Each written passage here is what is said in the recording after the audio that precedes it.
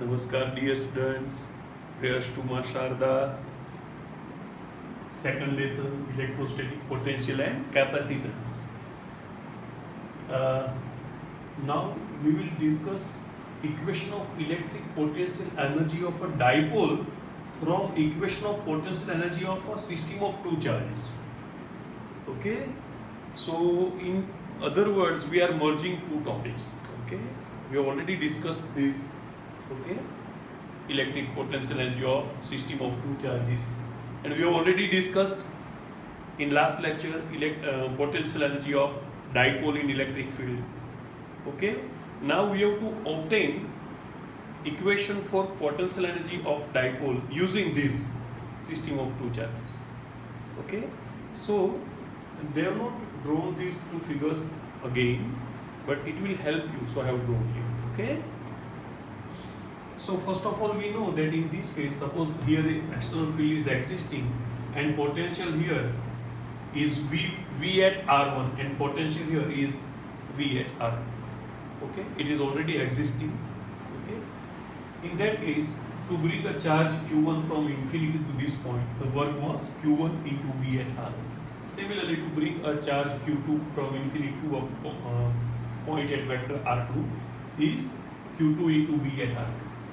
And the potential energy of system of these two charges will be equal to KQ1 Q2 upon R12, where K equals to 1 upon 4 pi epsilon naught. In your textbook they use 1 upon 4 pi epsilon naught. We can put it at the end, okay, in order to avoid complication in writing. Okay.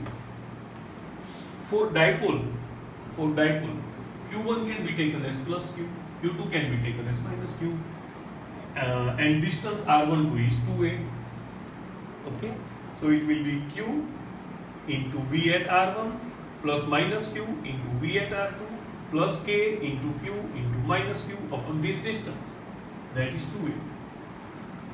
Okay, so simplifying it, taking Q as a common in bracket, it will be VR1 minus V at R2 minus KQ square upon 2a.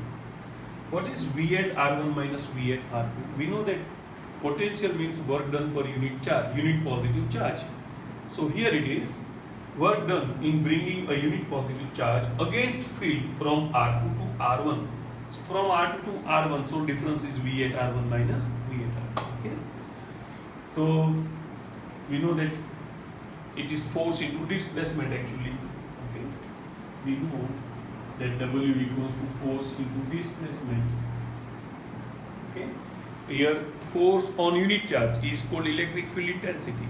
Okay. So E, minus sign because it is against the field. And what is D?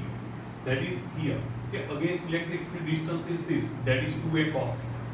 This distance is 2a. This angle is theta. So 2a cos theta. Okay. So minus E into 2a cos theta. Multiplying both the sides by Q. So Q in bracket V at R1 minus V at R2 equals to minus QE into 2a cos theta. But what is Q into 2a? It is electric dipole moment, P. So Q into bracket V at R1 minus V at R2 equals to minus PE cos theta. Putting this value in equation 1. Okay. So U dash theta will be equal to minus PE cos theta minus KQ square by 2a. Okay. Now if we take theta as pi by 2, what will happen? In that case, this term will become 0. Cos pi by 2 is 0. So this term will become 0. So this term also will become 0. Q into 0 is 0. In that case, it will be U dash theta equals to minus PE cos theta, that is minus P dot E, which is like our equation in which we have already placed dipole directly in uniform electric field yesterday. Okay, and then rotated it.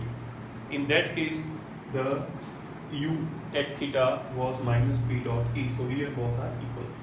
See, this U theta and there's U dash theta. If we do not consider this U theta and this U dash theta, okay, they differ with this constant term actually. Okay. Now see, as far as potential is concerned, we are not interested in absolute value. We are interested in changes of potential energy always.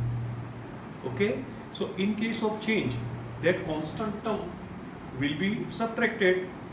So if I put this term in first bracket minus in second bracket, the constant term will be cancelling each other. Okay, so it makes no difference. Moreover, we can neglect it. Okay, we can drop it. Why we can drop it? Because see, in molecular dipole, okay, the charges are very small. Okay, in terms of 10 raised to minus 19 coulomb, and square of it. Okay, so that will be very small value. So we can drop it. In that case, we get u dash theta equals to minus p e cos theta, that is minus p dot. Okay, prepare well. Bye.